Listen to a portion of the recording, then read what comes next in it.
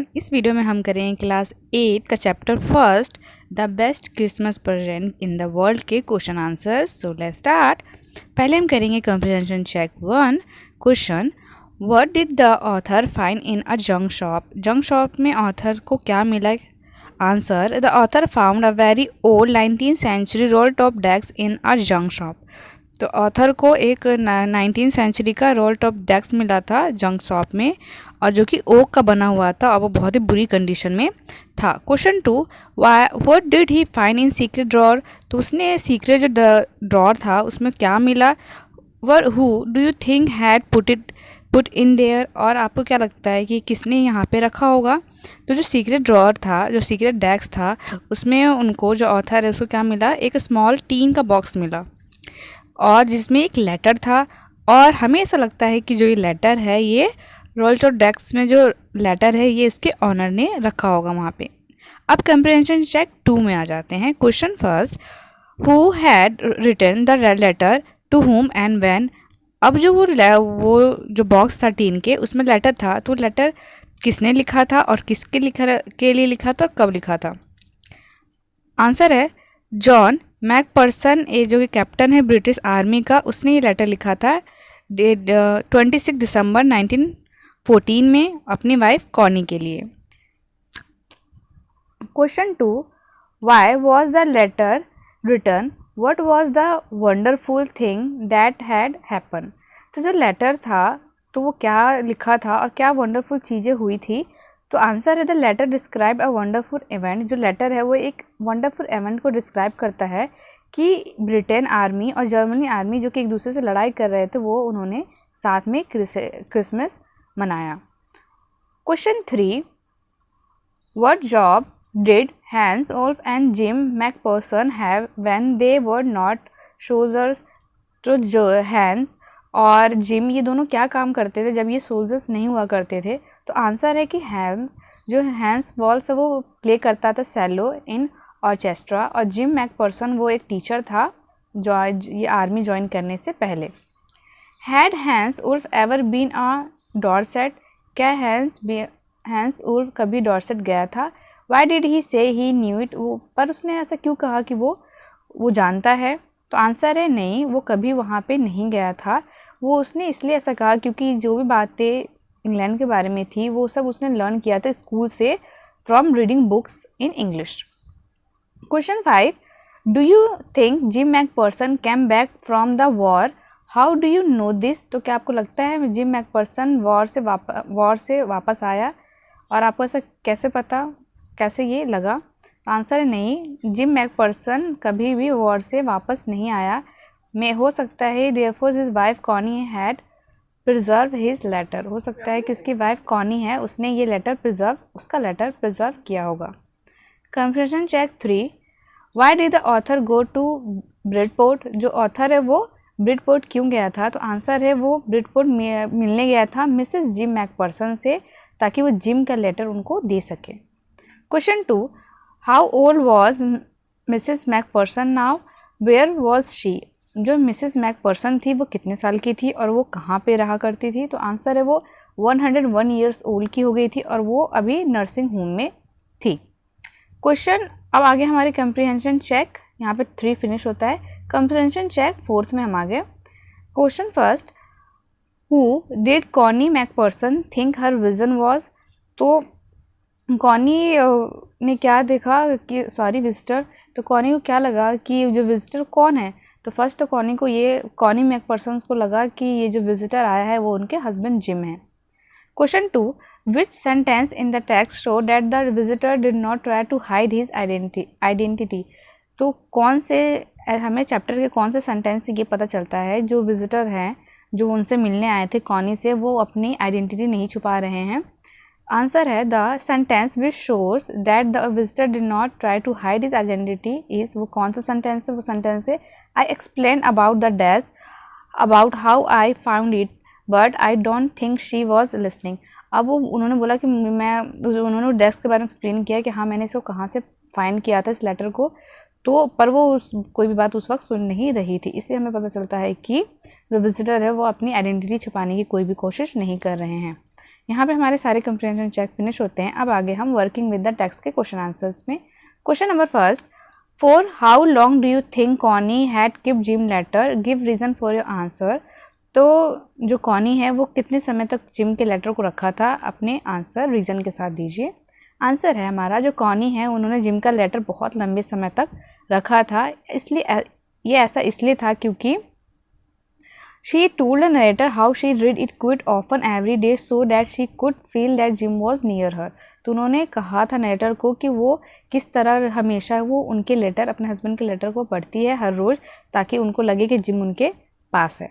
Question 2, why do you think the desk had been sold and when. आपको क्या लगता है कि डेस्क कब सोल्ड किया गया और क्यों सोल्ड किया गया, कब किया गया होगा। तो आंसर है जो डेस्क सोल्ड किया गया होगा जब कॉनी का हाउस वो जल गया होगा। The table had been damage by fire as well the water. जो टेबल है वो क्या था, वो डैमेज हो गया था फायर से और वाटर से, तब इसलिए हमें पता चला कि ये तब सोल्ड किया गया होगा। Question 3, why do Jim and Hans think that games of sport are good ways for resolving conflict, do you agree. तो आपको क्या लगता है कि जिम और हैंस क्यों जिम और हैंस को ये लगता है कि स्पोर्ट एक अच्छा तरीका है एक दूसरे के बीच में के मतभेद को ख़त्म करने के लिए। क्या आप इससे एग्री करते हो। तो आंसर है, जिम और हैंस को लगता है कि स्पोर्ट एक अच्छा तरीका है आपस के मतभेद को कम करने के लिए, यानी इसको रिजॉल्व करने के लिए। क्योंकि नोबडी डाई इन मैचेस, क्योंकि गेम के मैचेस में कोई भी नहीं मरता है, ना कोई चिल्ड्रेन ना ऑफन होते हैं, अनाथ होते हैं, ना ही कोई वाइफ विडो होती है, विधवा होती है। Due to this reason games are good way for resolving conflict. बस यही कारण है कि गेम एक अच्छा तरीका है आपस के मतभेद को मिटाने के लिए, क्योंकि जो वॉर है उसमें हमेशा ही डेथ, और जो वॉर वो हमेशा क्या लेकर आती है, मौत और डिवास्टेशन यानी कि बर्बादी और विनाश लेकर आती है। क्वेश्चन नंबर 4 है हमारा, do you think the soldiers of two armies are like each other or different from each other? Find evidence from the story to support your answer. तो क्या आपको लगता है कि जो आर्मी दो आर्मीज थे, वो क्या जो सोल्जर्स थे दो आर्मी के, वो एक दूसरे को पसंद करते थे, या फिर और डिफरेंट फ्रॉम क्या एक दूसरे से अलग थे। एविडेंस के साथ आंसर दीजिए। अपने आंसर के सपोर्ट में एविडेंस भी हमें देना है। तो आंसर है, the soldier of to आर्मीज were like each other, कि वो एक दूसरे को पसंद करते थे। वो बोथ ट्रूप एक साथ में ही क्रिसमस सेलिब्रेट करते हैं और शेयर करते हैं फूड्स को, और साथ में स्मोकिंग करते हैं, लाफिंग करते हैं, टॉकिंग करते हैं और ड्रिंकिंग एंड ईटिंग। तो इससे हमें पता चलता है कि वो एक दूसरे को बहुत ही पसंद क्या करते थे। Even they talk about the book they like, यहाँ तक कि वो एक दूसरे से बात करते हैं बुक्स के बारे में जो वो पसंद करते हैं। ये ऑल सारे इंसिडेंट्स ये शो करता है कि सोल्जर एक दूसरे से बहुत ही सिमिलर थे। Question 5, mention the various way in which British and German soldiers became friends and find things in common and Christmas। तो मेंशन करें बहुत तरीके जिसमें ब्रिटिश एंड जर्मन सोल्जर क्या हुए, फ्रेंड बन गए और एक साथ उन्होंने क्या किया, क्रिसमस मनाया और बहुत सारी चीज़ें की। तो आंसर है, British and German soldier belong to the different, वो अलग अलग कैंप से बिलोंग करते थे। वो क्या थे, एनिमी थे उस वक्त वॉर के टाइम में।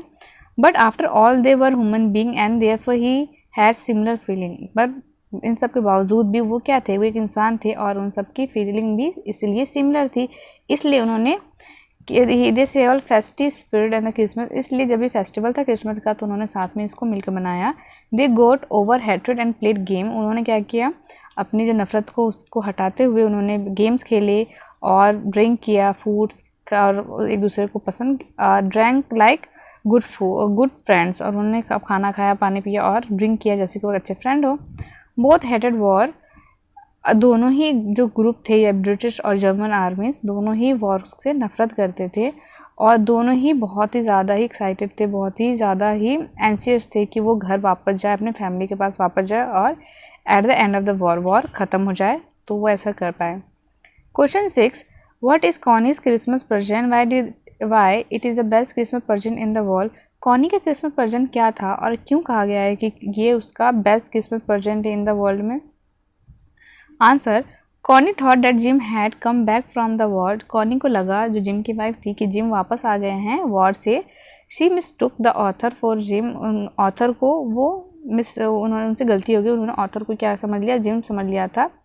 She had been writing sorry, she had been waiting for her husband gym, वो अपने हस्बैंड जिम का वेट कर रही थी, इसलिए उनको लगा कि ये उनका बेस्ट प्रेजेंट है क्रिसमस का पूरी दुनिया में।